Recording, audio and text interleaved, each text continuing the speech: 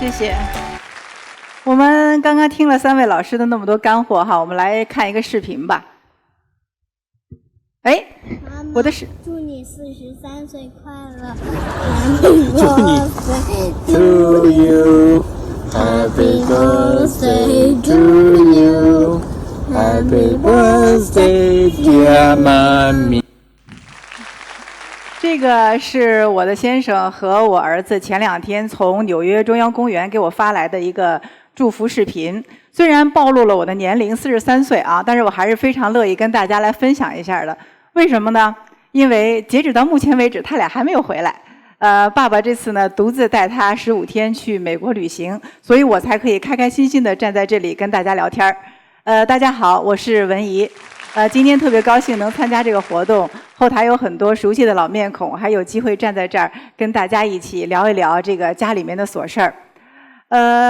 怎么说呢？我今天的聊的内容哈和其他的老师都不一样，他们在自己各个的专业领域里面都非常的优秀。在木棉说邀请我来做演讲之后呢，我也在想，我确实是做过一些工作，但是我今天要站在这里跟大家分享什么呢？我想，我会做饭，要不然呢，我就跟大家聊聊这个做饭的事儿。后来编辑跟我说，不行，这个做饭的事儿已经被顾中医老师拿下了。我就问，我说，那你说我聊点什么呢？编辑说，您有一个强项，是今天来的所有的嘉宾老师里都没有的。听完我就兴奋了，我说我有一个强项，是所有的老师都没有的。我开始俩眼刷刷放光，我说我这强项是什么呀？然后编辑跟我说，您是2个孩子的妈妈，而且是2个男孩的妈妈，位于生育鄙视链的最底层，还能每天活得神采奕奕的，你一定靠了些什么？然后我当时听完我都惊呆了，我想着，这真是哈，这个逆境中的奋斗史，它能够不灵不灵的闪烁光芒哈。然后呢？然后我跟这个编辑，我俩一拍即合，就有了今天的这个话题，是不能缺席的爸爸育儿。在各位老师的干货演讲当中呢，插播一点我们家的一些小事儿，跟大家聊一聊哈。这一张照片是我们家大儿子刚刚出生的时候的一张照片。我们家这个爸爸哈，经常是被大家夸奖的一个好爸爸。因为我呢，经常在微博和微信上分享我生活里的一些小事儿，什么工作呀、健身呀、做饭呀、吃饭呀、旅行啊，反正都是家里的这鸡毛蒜皮的小事儿。这个久而久之呢，我发现了一个规律：只要我发我们家这个爸爸带孩子、看孩子，或者爸爸带着孩子出去玩儿，这个留言量啊就特别大。然后大家的这个留言呢，就会分为3种。第一种，哇，这个爸爸好棒啊！哇，别人家的爸爸。哇，我好羡慕你啊！你老公可以帮你带孩子。我当时我就想，从什么时候开始，爸爸带孩子已经成为一个让别人羡慕的事情了呢？然后有一段时间，我在这个微信和微博当中频繁地看到一个词儿叫“丧偶式育儿”，我才知道，原来有一些爸爸不像今天咱们在场的这10%的爸爸这样，他们是没有能力，或者说能力不足够自己亲自或者独立去照看孩子的。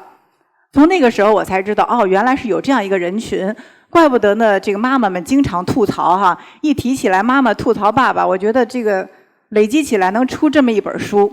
但是吐槽完了之后，抱怨完了之后，我们的生活还是周而复始，一直在继续，好像似乎也没有看到过什么太大的改变。那今天我的这个话题是爸爸育儿，我就又不得不提到我的先生。他在别人眼中真的是一个特别好的、特别优秀的爸爸，但实际上是不是这样呢？我可以非常负责任地说，现在是，但以前绝对不是。在我大儿子出生的这段时间里哈，我们是家里面家庭关系最紧张的一个阶段。你们知道，一个小生命来到这个家庭当中，我们的家庭会发生很多的改变，家庭的每一个成员呢，都会为了这个小生命做着不同的适应和调整。然而我家这位爸爸完全不会，该吃吃，该睡睡，而且雷打不动地保持着自己多年的爱好，那就是跑步。你们可能觉得跑步挺好的哈，但是人家的跑步不是这样，不是说在小区里跑一跑，或者去健身房里跑一跑，是要全世界的跑马拉松，跑铁人3项，然后跑100公里越野，一去好几天，回来还得病好几天。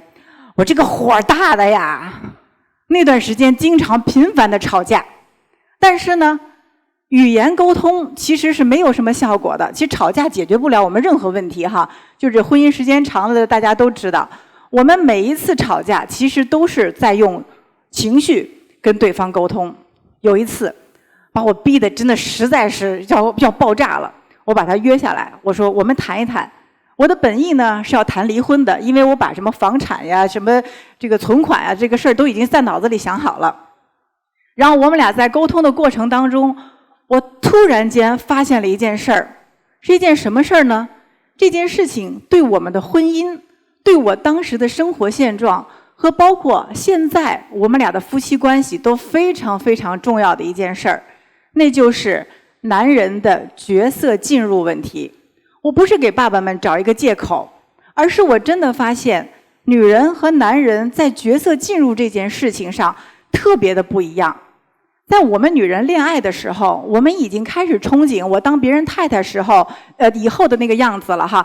我们家要挂什么样的窗帘儿？我们家今后的孩子可能穿一个蓝裙子，然后梳着披肩发在秋千上。我们想的会非常具体。而我结婚半年以后，我觉得我老公才真正的进入到一个丈夫的角色，他才知道他有家了，有老婆了。那么在我怀孕1个多月的时候，怀老大的时候，1个多月的时候，我走路的姿势都是这样的了。因为那个时候在我心里我知道我已经是一个妈妈了，但我老公依然是那个慢半拍的那个角色。就是我觉得男人和女人在角色进入方面是有时差的。我们女人呢总是前期提前进入，而男人呢总会延迟进入。所以我考虑到这个问题呢，我就想提醒在座的和有可能手机对面来看我们这个演讲的一个新妈妈，我提醒你一件什么事情呢？就是男人的角色进入真的是比我们慢的，所以呢，你一定要给新爸爸一点时间，让他慢慢的进入到自己父亲的角色当中。一辈子的时间很长很长，他能够正确陪伴孩子的时间还很多。所以我们没有必要在产后的那一段时间，在我们激素值特别不稳定的那个期间，然后去让自己生气，去产生很多的家庭纠纷。当然了，这个给爸爸的这个适应期1到3个月啊，或者甚至是半年以内，我觉得就够了啊，不要给一辈子，否则那真的就成丧偶式的育儿了。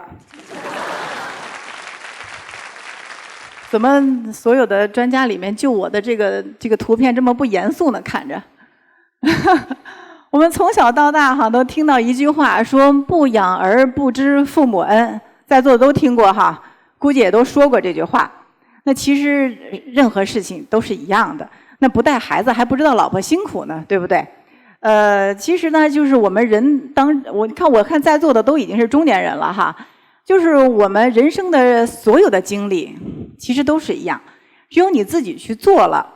你去感受了，你才能够知道做这件事情的不容易，也才能够知道做这件事情的乐趣。那我觉得养孩子尤其是这样的。那我们当妈妈的人哈，有的时候我们会心甘情愿的去照顾孩子、照顾家，但是呢，我们也会有累的时候，有疲倦的时候。这个时候，你看着你老公在沙发里已经窝着手机玩了4个小时了，你会心里特别不平衡，然后就火冒三丈。然后会怎样？尝试语言沟通，其实是情绪沟通。男人根本 get 不到我们想表达的那个重点。其实我们就是想说，你别坐那儿玩了，你也陪我一起带孩子。但有的时候我们会有这种理解上的一个错位。我觉得还是要怎样呢？要放手，让男人干嘛呢？去做，让他放手去做。在做的过程当中，他才能够体会到我们做女人和做妈妈的不容易。在做的这个过程当中呢，他也才能够体会到，孩子对他的依赖，孩子对他越依赖，其实爸爸的成就感和责任感也就越强。我经常给我的朋友们举一个可能不太合适的一个例子。我觉得男人参与育儿就像养小动物一样，你们别介意我这么说啊。我为什么这么说呢？你看我们家里养个小猫小狗，它跟我们是没有血缘关系的，但是呢，假以时日，你每天给它喂水、喂饭、洗澡、陪它玩耍，时间长了，日久生情，小动物对你产生依赖，你也对小动物有责任感。那如果说是你养一个在橱窗里面观赏的小动物，你只是远距离的看着它，你不参与它的喂饭，你不参与它生病，你不参与它玩耍，你只是一个旁观者的角度，你的使命感和成就感和责任感从哪儿来呢？我是一个妈妈，其实我特别清楚，男人心粗手笨，有的时候你教他一件事儿，还不如自己手底下半分钟就干完了呢。但是不让爸爸干，就是会这样，小事不干，大事也干不了。